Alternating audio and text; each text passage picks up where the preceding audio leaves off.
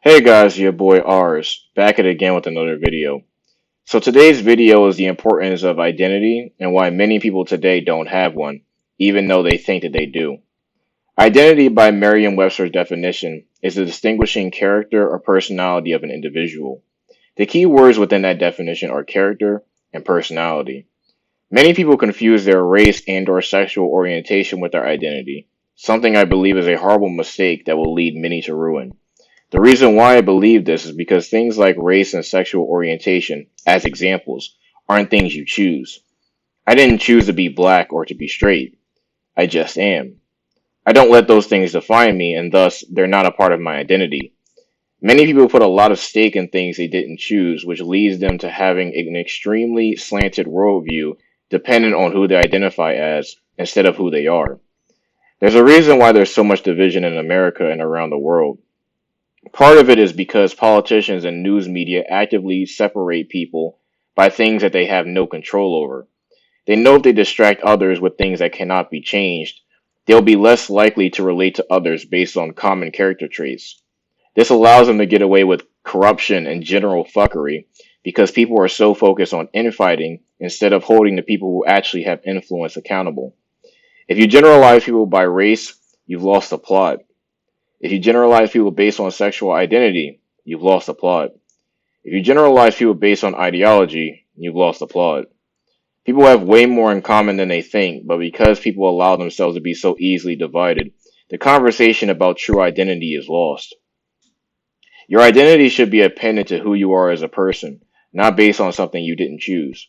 Your personality and your character are more universal tools to get along with and understand others more than anything else. As MLK said, I have a dream that my four little children will one day live in a nation where they will not be judged by the color of their skin, but by the content of their character. I choose to believe that Americans have more potential than they give themselves credit for. I choose to give people respect based on their actions and their character. I choose to make videos to hopefully help and inspire others because people shouldn't suffer needlessly due to my indifference. That's who I am. As long as you append your identity to things like race, sexual orientation, and even ideology, that will become a permanent weakness you will not be able to overcome. The reason why is because the instant that something that comes along that completely challenges your way of thinking about your identity, it will completely shatter your worldview and leave you reeling. I've been called a coon, a nigger, an Uncle Tom, anything that you can think of by people who share my race and by those who don't. I've had enough people trying to revoke my black card and tell me I'm not black enough or that I sound too white. The reason why these things don't bother me the way they used to is because I stopped putting stock in my race.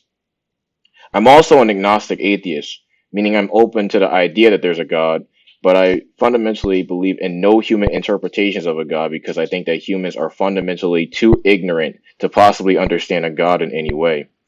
However, if irrefutable evidence was brought before me that God does in fact exist, that wouldn't shatter my worldview at all because I've always been open to the possibility. Equally, if irrefutable evidence were to appear that God in fact doesn't exist, that too will be acceptable to me. Beyond ideology, there are also an alarming number of communities that have popped up based on sexual orientation and race, something that I don't understand. In my opinion, there's no such thing as a community in general among orientations because that implies that those within the community all have similar goals and aspirations, which couldn't be further from the truth. The amount of times in the past 4 years that I've seen people within the same community based on sexual orientation, race, or ideology tear each other apart for minor and major grievances is innumerable.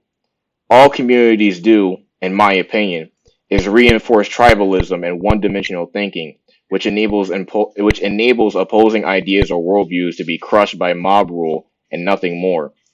Do not allow yourself to be defined by what you don't control. Do not go around trying to force others to conform to your worldview. You will be miserable because you constantly perceive people you share your country with to be your enemy. Once you've fallen for the trap, you will be looking for fires when there are none. Fighting a battle you will never win. Find common ground with those you are different from. You may have more in common with them than you think. Your boy R's is out.